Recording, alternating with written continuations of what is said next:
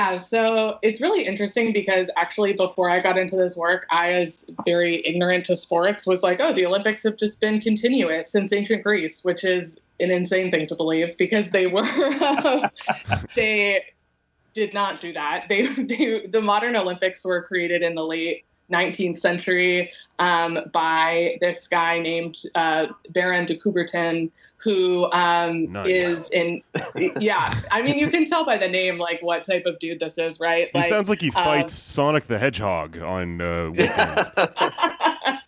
Totally, yeah, he's, like, got a supervillain name for sure.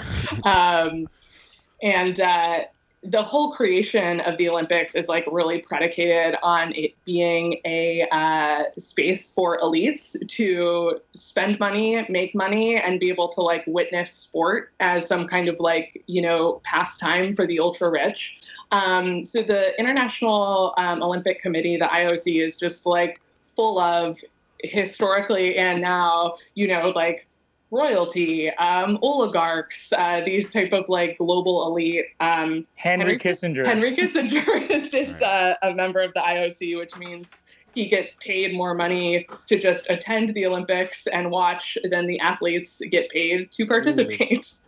You know, just an absolute war criminal that is a part of this institution. So yeah, this is kind of like, you know, when people who look cool get paid to hang out at a nightclub. It's that, but Henry Kissinger at like a swimming competition. Exactly. Okay. Yeah. Falling asleep in the stands. There's like pictures of him like dead asleep while something's going on. Oh my God. That's so interesting because it makes sense that this is just sort of a social club for, you know, Epstein circle-ish ruling elites and wealthy people that control the world, but it's marketed as, you know, this like wholesome thing for, it's sports, but it's for smart people, you know? Like it has some sort of project to it that it's enriching the world with its culture or something.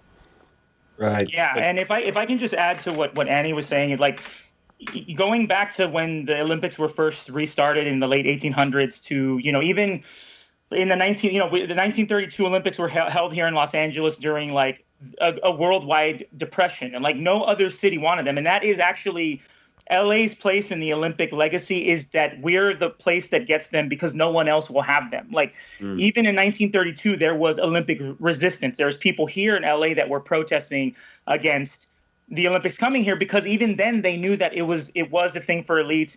It was going to cost the city a lot of money, and it was going to change the landscape of the city. I think one of the things that people don't realize, like the palm trees we have here in LA were brought in for the 1932 Olympics. They're not native to LA. Really? So they're going to start, they have a lifespan about 100 years. So they're going to start dying in basically if LA 2028 happens, which, you know, it won't because we're here. But if it does, those trees will start dying right around that time. So it'll be a nice little sort of everything coming full circle, the Olympic machine, you know, terrorizing the city once more, and its gifts that it gave us or whatever dying out. I think it's a pretty good little optic in 2028 for that to happen.